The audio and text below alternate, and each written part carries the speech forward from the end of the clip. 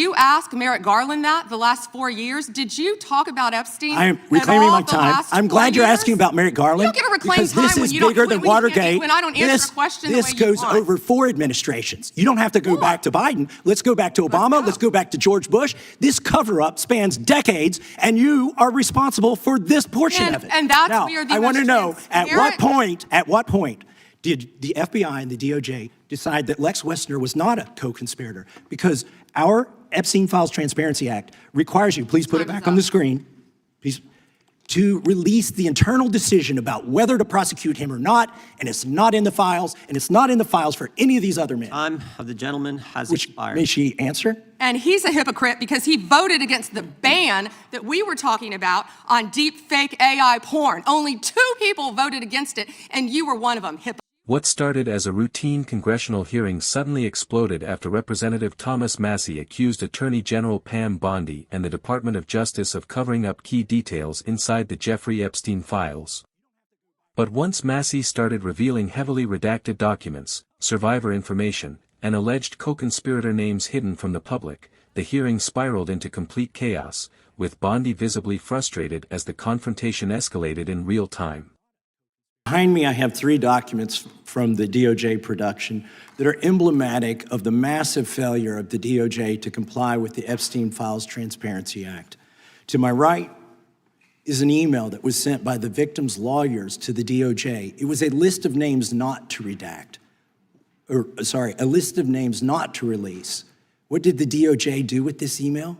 They released this email in the document production. Literally the worst thing you could do to the survivors, you did.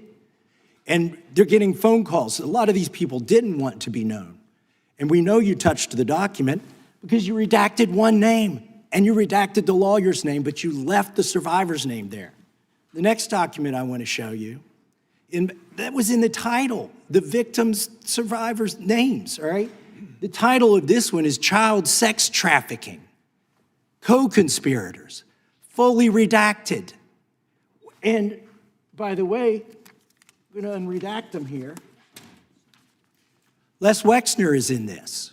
Now, your your deputy attorney general said, oh, well, he appears hundreds of times in the files, but he doesn't appear in this file until I forced you to release it, where he's listed as a co-conspirator, not to tax evasion, but to child sex trafficking. Not to prostitution, not to money laundering, child sex trafficking. And then finally, what we have here is the third exhibit that I have is emblematic of the FD 302 release. These are the documents that we need that you're holding on to and over-redacting because they have the names of the men who are implicated. How do we know? Because the survivors gave testimony to the FBI, and it's in there. And what happens when you go to the portal at the DOJ to look at what's behind this redaction? Another redaction. So we can't even see them. And then there's some of these files you've pulled down from the website that we will never see because we can't search the redactions. So I have several questions for you. Who's responsible? Are you able to track who in your organization made this massive failure and released the victims' names? Are you able to track who it was that obscured Les Wexner's name as a co-conspirator in an FBI document?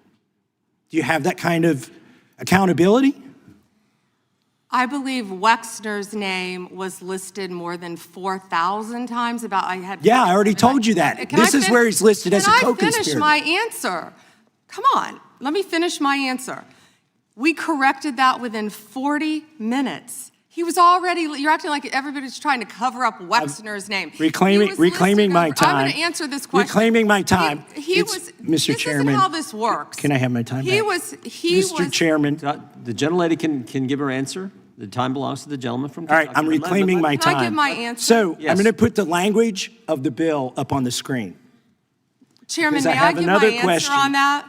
It's a political joke, and I need to give my answer on that. We'll let the Attorney General respond, and then the gentleman can move to his next question. It's my time. Within 40 minutes, you asked me a question. Within 40 minutes, Wexner's name was added back. Within 40 minutes You of me catching you red-handed. There was one redaction out Where of he's over listed as a 4,700, co-conspirator. and we invited what? you Switch in. to the video. This guy has Trump derangement syndrome. He needs to get, you're a failed politician. Gentlemen, You need to I get want on you to things watch that the matter. video. Mr. Chairman, please restore his time and remind the witness of the himself, rules here. there is Time. no credible information. None. If there were, I would bring the case yesterday that he trafficked to other individuals. Is that your position as well? My position is any victim who comes forward, of course, we would love to hear from them. 1-800-CALL-FBI.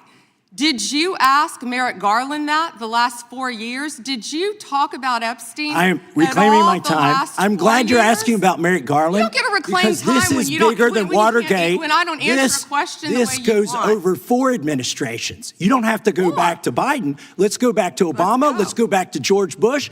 This cover-up spans decades, and you are responsible for this portion of it. And that's now, where the I want to most know at transparent- what point did the FBI and the DOJ decide that Lex Wexner was not a co-conspirator? Because our Epstein Files Transparency Act requires you, please put it Time is back on the up. screen, please, to release the internal decision about whether to prosecute him or not, and it's not in the files, and it's not in the files for any of these other men. Time of the gentleman has Which, expired. may she answer? And he's a hypocrite because he voted against the ban that we were talking about on deep fake AI porn. Only 2 people voted against it, and you were one of them, hypocrite. The gentleman's time has expired. She didn't answer the question.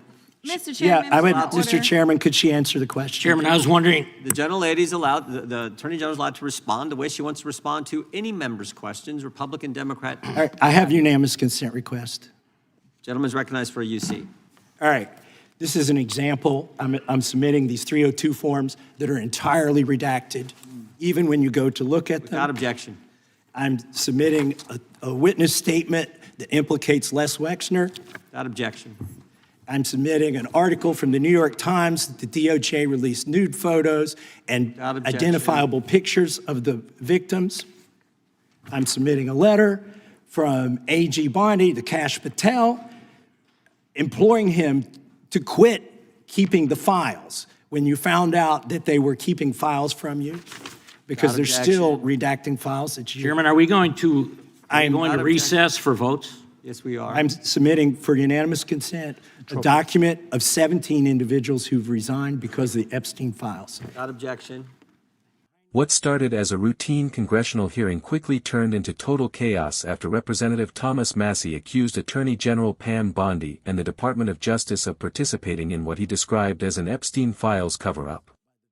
And once Massie began presenting documents tied to Jeffrey Epstein, alleged co-conspirators, and heavily redacted FBI records, the hearing spiraled into one of the most explosive exchanges of the day. The confrontation began when Massie displayed multiple DOJ documents that he claimed exposed major failures in the government's handling of the Epstein files. One of the documents, according to Massie, involved a list connected to victims whose identities were supposedly meant to remain protected. Massie accused the DOJ of releasing sensitive information tied to survivors while simultaneously redacting the names of powerful individuals connected to Epstein. But then the hearing became even more intense.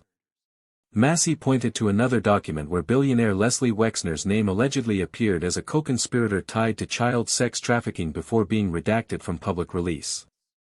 That accusation immediately shifted the tone of the hearing because Massie was no longer arguing about simple bureaucratic mistakes. He was openly accusing the DOJ of protecting politically and financially powerful individuals connected to Epstein. Bondi pushed back hard.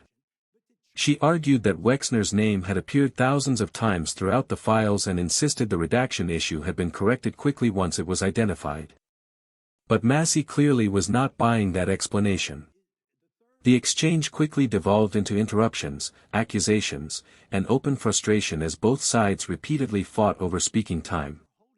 And politically, this is where the hearing became extremely significant. Massie framed the issue as something far larger than one administration.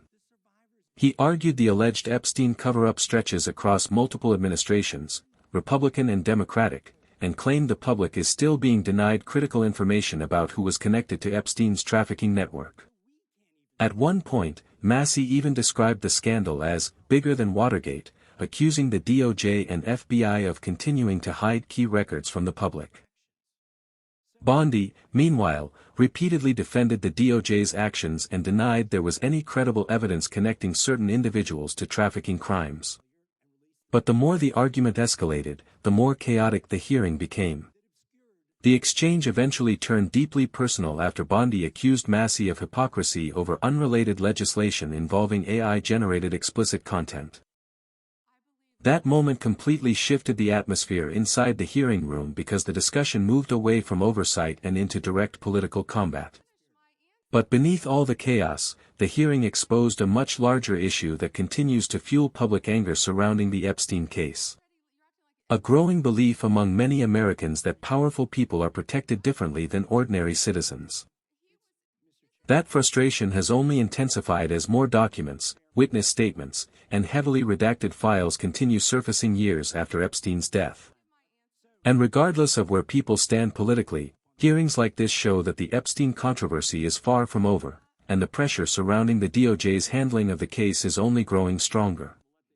Subscribe to Capitol Breakdown HQ for more congressional hearing breakdowns and political analysis.